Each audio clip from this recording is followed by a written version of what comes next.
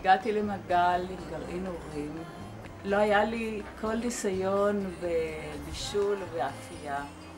באחת הפעמים הראשונות שאפיתי עוגת טורט, זה קרה. כשפרסתי את העוגה לכוסות, פתאום גיליתי חלמון צהוב בכל הדרו ופניו לפני ירח זוהר. הוא היה פשוט חלמון סורר שלא, כשאר רחב החלמונים, לא התערבב טוב בזמן הכנת העוגה.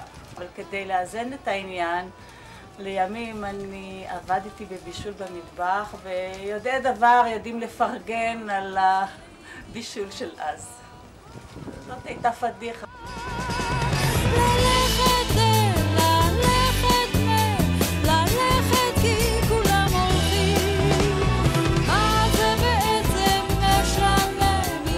החבר'ה הצעירים באפס ניסיון כמעט בכל דבר, ושמו אותי אחרי תקופה קצרה מאוד להיות מנהל הפרדס.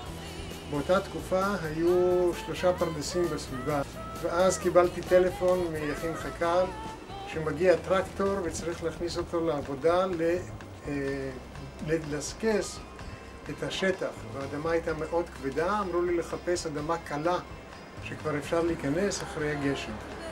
חיפשתי, מצאתי אדמה קלה, הגיע הטרקטור, הכנסתי אותו לעבודה.